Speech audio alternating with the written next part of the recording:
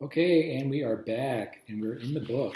Can you believe it? We're in the book, and I posted a copy of the book on D2L for those of you who need it. You know who you are. I'm going to take it off, though, soon, so get your own copy, because I'm going to take that copy away. Okay, so I'm on page number 126, 126, and we're talking about identifying the thesis to a reading, okay?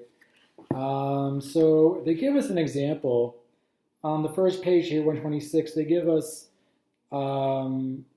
6 paragraphs, and they took one sentence out of each paragraph, and they said these are the main ideas for each of the 6 paragraphs. And they have 6 sentences, and on the right-hand side it says the topic that connects all these sentences, the idea of global language. So that's the topic of the whole essay, because you can see that every single one of these has the idea of global language in it. All of the sentences, number 1 through number 6, talk about global language somehow. So that's how we know it's the topic. Okay. The claim or the thesis is, what are they saying about global language? Okay.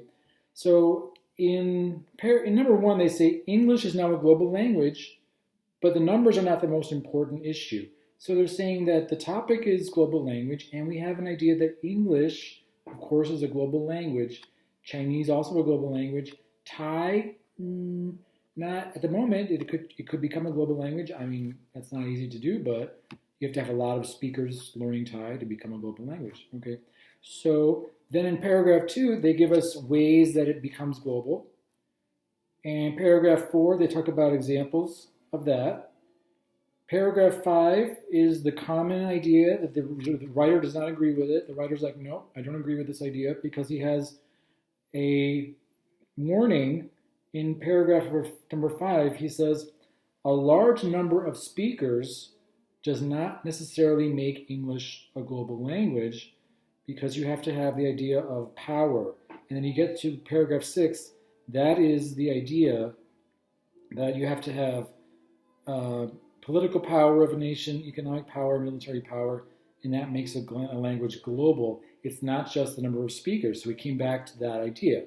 So we know the thesis is you need more than a large number of speakers to make a language global. You need some kind of a power behind that. So the topic of this example is global language, and the thesis is, he says it in number 1, and he says it back in number 6, that you need more than just a large number of speakers to make a language truly global.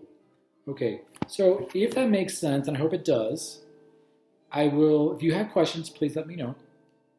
I'm here for you guys, of course.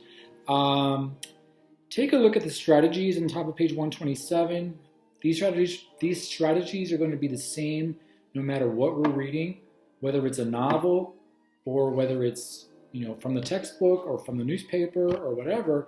The writer always has a thesis and a topic. Everything we read has a topic and a main idea and a purpose that is universal.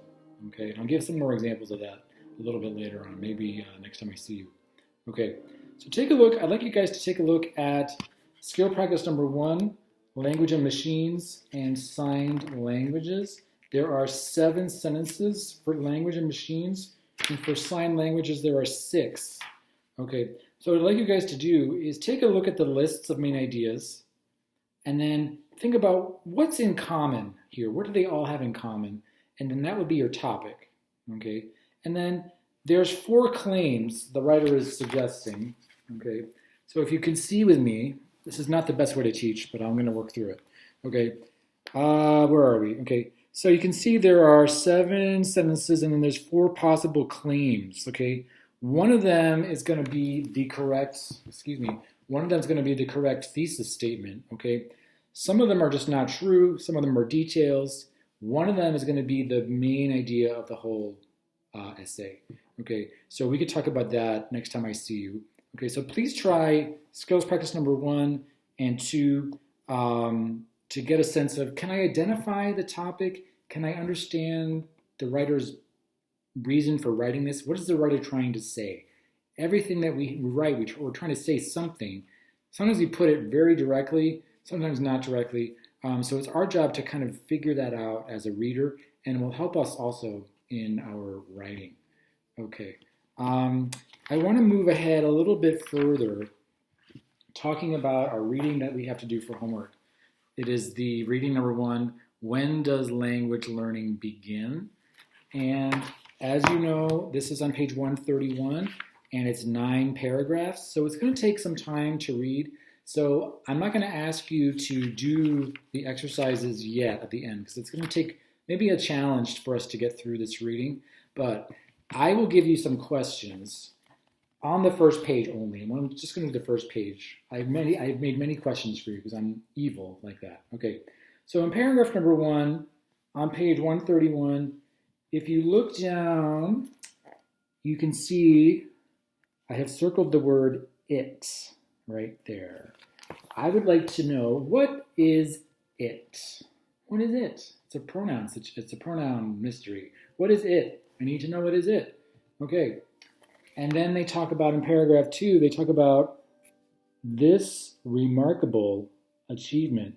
So they're referring backward to a remarkable achievement. Somewhere in paragraph 1, there was a remarkable achievement. I want to know, what is it? Okay. Likewise, this time. This time. What time? I need to know, what time are they talking about? And the last one I have for you in this paragraph is the pronoun, where is it? Right there. There. Who are they? I want to know who they are. Okay. That's the first 2 paragraphs. And I think in paragraph number 3, I think I will let that go for now because I have a lot of things circled and maybe it's too much for one thing. So maybe I'll let that go. But please do read the entire essay, all 9 paragraphs, and we will talk about it next time I see you. And I'm going to ask many, many questions. So be ready. Okay, if you have more questions for me, of course, email me, and I will be happy to help you out. Thanks a lot, guys.